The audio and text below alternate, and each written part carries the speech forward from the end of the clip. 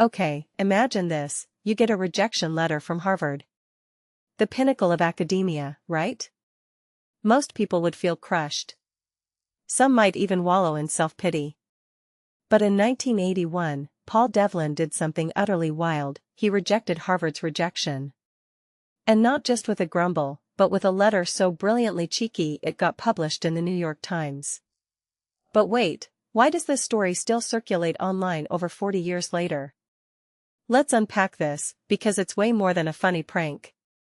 It's a masterclass in flipping power dynamics, the absurdity of institutional authority, and why sometimes, the best revenge is just being right. First off, Harvard's rejection letter had a grammatical error. Let that sink in. One of the most prestigious universities in the world, gatekeeping access to elite education, tripped over its own words. And Paul Devlin noticed. Personally, I think this detail is hilarious, but also deeply symbolic. It's like the universe whispering, even giants have feet of clay. We often treat institutions like Harvard as infallible, but a simple typo or misplaced modifier shatters that illusion. What does it say about bureaucracy when the gatekeepers can't even proofread their own form letters? Now, Devlin's response wasn't just a nitpicky correction. He weaponized the same formal, stuffy tone universities use against applicants. He turned the tables, treating Harvard's rejection like their application to his exclusive club. I regret to inform you I cannot accept your rejection. That's not just humor, that's satire with a dagger in it. From my perspective, this is genius because it exposes the arbitrary nature of rejection letters.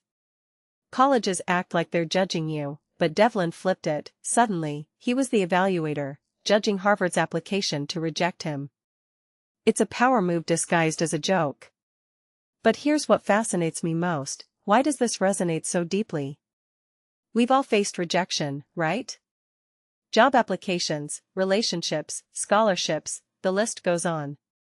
But Devlin's letter gives us a blueprint for resilience. Not the saccharine, just keep trying resilience, but the kind that says, I see the game you're playing, and I refuse to lose. A detail I find fascinating is how he jokes about accepting only a limited number of rejections due to factors like social atmosphere and reputation. He's mocking the very metrics colleges use to justify rejection. It's a reminder that these systems are human-made, flawed, and often nonsensical. And then there's the legacy. Devlin became an Emmy-winning filmmaker. Coincidence? Maybe. But it circles back to a bigger idea. People who thrive aren't necessarily the best qualified, they're the ones who refuse to internalize rejection. What many people don't realize is that competence isn't about never failing, it's about how you frame failure. Devlin didn't let Harvard define his worth. He laughed, he adapted, and he kept creating. That's the subtext here. This wasn't just a prank, it was a declaration of self-belief in a world that constantly tries to shrink you. So, what's the takeaway? Sure, the story is entertaining, but dig deeper, and it's a case study in subverting authority with wit.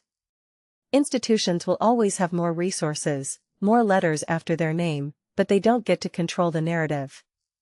Not if you're clever enough to rewrite the script. And honestly, that's the lesson here. Next time life hands you a rejection letter, whether it's from a school, a job, or whatever, ask yourself, how can I reject the rejection?